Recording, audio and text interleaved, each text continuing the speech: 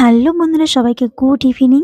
তো দেখো এখানে আমি এখন ডিউটি থেকে বাড়ি এলাম। এখন আমার ডে ডিউটি চলছে।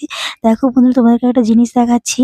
আমার যেহেতু ডে ডিউটি চলছিল, এখন বাজে 8:30। তো আমি এখন বাড়ি এসে দেখি আমার হাসব্যান্ড বাসন মেজে ঠাকুরের কালকে আজকে যেহেতু বুধবার, কালকে বৃহস্পতিবার, তো দেখো সব কাঁচের বাসন মেজে সুন্দর করে মুছে রাখছে। কারণ কালকে সকালে পুজো আছে, আমি পুজো করব তাই আরকি। দেখো ও ২৪ পরগনা থেকে এসে ও কাজে গেছিল আজকে ২৪ পরগনা থেকে এসে সুন্দর করে সুন্দর করে এখানে বাসন মেজে ধুয়ে রাখছে। কারণ আমি তো এসে সম্ভব নয়, তাই না? বাসন মেজে তারপরে মানে এসে বাসন মাজা তো অনেকটাই রাত হয়ে যাবে। আর যেহেতু ঠান্ডাও পড়েছে, দেখো এখন আমি স্নান করব। তো তো আর কি বলতো, যখন নাইট ডিউটিতে যাই তখন আমি মেজেই যাই ঠাকুরের বাসন। তারপরের দিন এসে তো আমি পুজো দিই আরকি। তো এখন তো কিছু করার নেই। তো দেখো এখানে আমি স্নানটা করে নিই চটপট করে।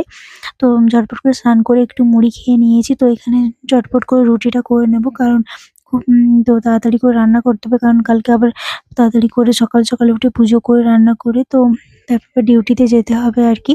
তো দেখো এখানে রুটিটা আমি করে নিই। তো আগে সুন্দর করে সবগুলো ধুয়ে নিলাম। এখানে দেখো বেলনি কাঠ আর এখানে রুটি সেঁকার যে এটাও সব তাড়াতাড়ি করে ধুয়ে নিলাম সুন্দর করে।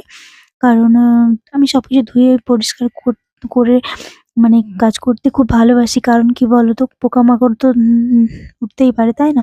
তো দেখো এখানে আটাটা আমি মাখিয়ে নেব। তো দুজনের ২ বাটি, ছোট্ট বাটি ২ বাটি আটা নিলেই হয়ে যায়। তো দেখো এখানে রুটি আমার কমপ্লিট হয়ে গেছে।